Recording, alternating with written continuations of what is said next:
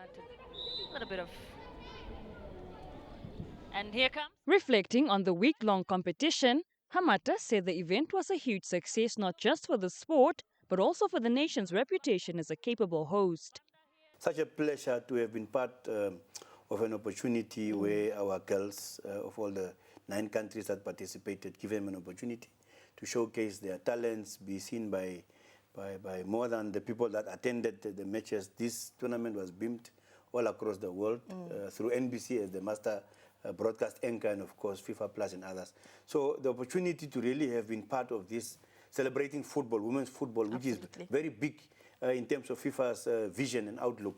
And we cottoning on to that as a NFA and having agreed to host this at very short notice. I think the success that we have been able to master is for us the most pleasing thing, that we have been able to create an opportunity as a country, not just as the FA. That's a 5 or 4 lady wall. And the goalkeeper is just right behind that wall. Not so sure. He added that Namibia's ability to host the tournament to a high standard, despite lacking internationally accredited stadiums, proved the country's resilience. Hamata also commended the quality of the live broadcast and the overall production of the event. We cannot host our senior national teams, but we can host, subject to obviously us applying and inspection of facilities. We can host junior and youth events such as we did now with the Under-17 Girls COSAFA. But it tells a story about Namibia in terms of its political climate, its social climate, that we are a very friendly, very hospitable nation, and that we are able to host when given the opportunity. So this should not be seen as the NFA or football. It's about hundreds of young people coming into a country with their parents, who are the officials, celebrating what Namibia is able to offer. Commenting on Namibia's early exit from the tournament, Hamata pointed to a lack of adequate preparation ahead of the competition, noting that other teams arrived better prepared and with more playing time under their belts.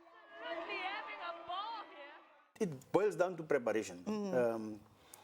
In other countries, just to put it in perspective, Malawi and Zambia have a program called the TDS, Talent Development Scheme, through which they have youth development opportunities. It's a FIFA-funded program, and they have had it maybe for a couple of years. And you could see from the tone and how those girls, how they look like, their structure, is from constant playing football. Their conditioning is superb compared to others, and they have been together. Last year, they were here for the schools, under-15 schools, CAF under-15 schools, COSAFA qualifier. That was under-15. They have now progressed to be under-17. It's the same group of people. We also had the majority of it, but in between we went to stand still, and it's a lesson that we have learned. Despite the young gladiators failing short on the pitch, the tournament's successful delivery has renewed calls for more investment in local infrastructure and long-term development in women's football. Michelle Shapange, NBC Sport, Windhoek. What a goal! You have to say that by Gift Mazimba.